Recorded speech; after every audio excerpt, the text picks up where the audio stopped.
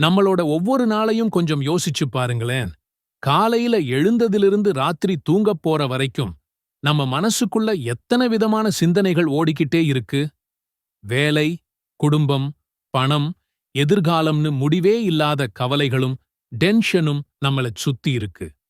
சில சமயம் நாம செஞ்ச தவறுகளும் பாவங்களும் கூட நம்ம மனசை போட்டு அழுத்தும், ஒருவித குற்ற உணர்ச்சியையும் நிம்மதியில்லாத ஒரு நிலையையும் உண்டாக்கும். இந்த வேகமான உலகத்துல நம்ம ஆன்மா கொஞ்சம் அமைதிக்காக ஏங்குது. நாம எல்லாருமே மன நிம்மதியையும் வாழ்க்கையில ஒரு வெற்றியையும் எல்லாத்துக்கும் மேல நம்மள படைச்ச இறைவனோட பொருத்தத்தையும் தான் தேடிக்கிட்டு இருக்கோம்.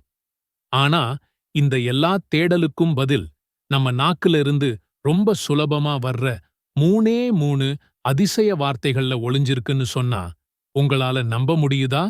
தினமும் நீங்க சொல்ற மூணு சிம்பிளான வார்த்தைகள் உங்க பாவங்களை மன்னிச்சு, உங்க கவலைகளை போக்கி, உங்க வாழ்க்கையில அமைதியையும் வெற்றியையும் கொண்டு வரக்கூடிய ஒரு புதையல்னு சொன்னா எப்படி இருக்கும்?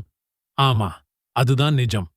இந்த வீடியோல சுப்ஹானல்லாஹ், அல்ஹம்துலில்லாஹ் மற்றும் அல்லாஹு அக்பர்ங்கிற அந்த மூணு அதிசய திக்ருகளோட ஆழமான சக்தியையும், அது எப்படி நம்ம சாதாரண வாழ்க்கையை ஒரு அருள் நிறைந்த அசாதாரணமான வாழ்க்கையா மாத்தப் போகுதுன்னும் பார்க்கப் போறோம். இந்த மூணு வார்த்தைகள்ல முதல்ல நாம பார்க்கப் போறது சுப்ஹானல்லாஹ்.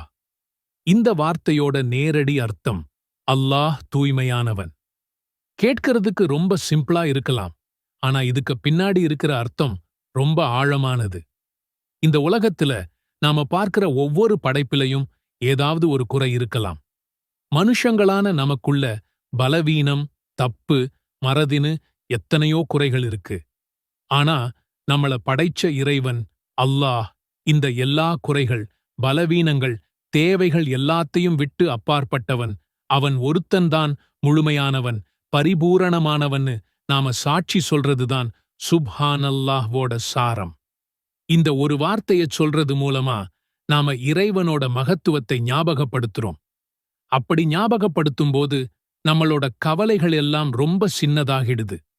நம்ம பிரச்சனைகள் எவ்வளவு பெருசா இருந்தாலும் அதைவிட மிகப்பெரிய குறையே இல்லாத ஒருத்தன் நமக்காக இருக்கான்ற நம்பிக்கை நம்ம மனசுல பிறக்குது.